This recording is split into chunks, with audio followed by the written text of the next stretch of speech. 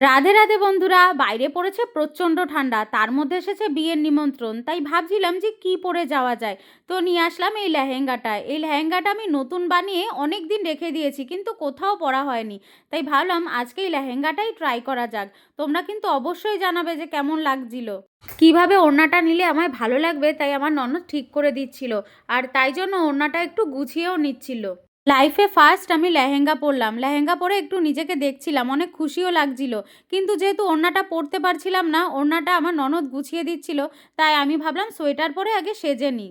আজকে ছিল শেলিদির বিয়ে, মানে আমার মাসির মেয়ের বিয়ে। তো সেইখানেই যাব।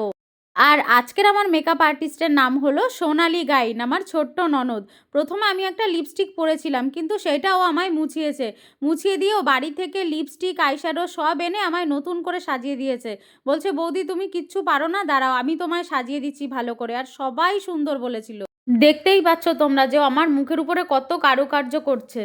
আমাদের বেরোনোর কথা ছিল প্রায় সন্ধ্যাবেলায়। আমার বর তো আমার জন্য রেডি হয়ে বসেও ছিল, কিন্তু বেরোতে বেরোতে আমাদের প্রায় 8:30 পৌনে 9টা বেজে যায়। আর এইদিকে আমি সেজেই যাচ্ছিলাম, কারণ কিছুই সাজিনি, ওইদিকে অনেক টাইম লাগছিল সাজতে। যাই হোক, এখন পুরো রেডি হয়ে গেছি, চুল বাঁধাও রেডি হয়ে গেছে।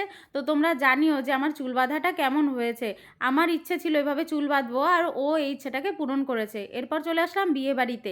এসে দেখি এখানে দারোয়ান মতন আর দুজন পরীর মতন দাঁড়িয়ে রয়েছে। এই হলো আমার দিদি, বিয়ের কোণে আমাদের। আর এই হলো আমার জামাইবাবু। আর এই যে মাসি, আর এই মাসিরই মেয়ে শেলিদি। তারপর চলে আসলাম ফুচকার স্টলে। আর এখানে ছিল দেখো ফিশ বল, চিকেন তন্দুরি, পনির তন্দুরি।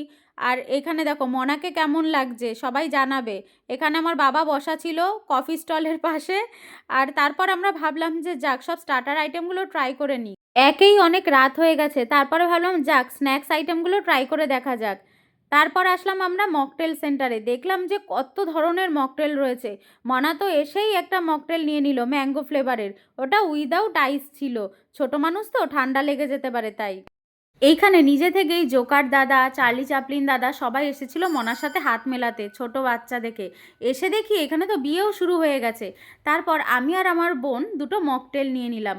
ভীষণ রিফ্রেশিং লাগলো। আর এই মকটেলটা আমি ফার্স্ট ট্রাই করলাম, ভালোই লেগেছিল বেশ ঠান্ডার মধ্যে। তারপর দেখো আমার বোন দুই জামাইবাবুর হাত ধরে কি শুরু করেছে। আমরা তখন যাচ্ছিলাম ডিনার টেবিলে, মেন কোর্স ট্রাই করে এখন দেখা যাক। এখানে আমার দিদি, জামাইবাবু, আমার মাইমা সবাই অন্য টেবিলে বসেছিল, তাই ওদের খাবার দাবার দেওয়া শুরু হয়ে গেছিলো। আমরা বসবো আরেক টেবিলে, তাই আমাদের একটু দেরি হয়েছে। এই দেখো আমার বাবাও বসেছে। আর এখন এসে গেল আমাদের মেনু কার্ড। দেখো একদম ইউনিক, এরম মেনু কার্ড আগে দেখিনি, এটিএম কার্ডের মতন। তোমরা পজ করে মেনুটা দেখে নিও। আমার তো দারুণ লেগেছে মেনু কার্ডের এই আইডিয়াটা। প্রথমে দিয়ে দিল এই রোলটা, যেটা আমি স্কিপ করে গেছি, আমার অতটা পছন্দ ছিল না বলে। তারপরে দিল সাদা ভাত, ভেজ ডাল, ঝুরি ঝুরি আলু ভাজা। ও প্রত্যেকটা বাঙালির জন্য একটা ইমোশন। তারপরে দিল ভেটকি পাতুরি। এটা তো ওয়ান অফ দ্য বেস্ট হয়েছিল এই ডিশটা।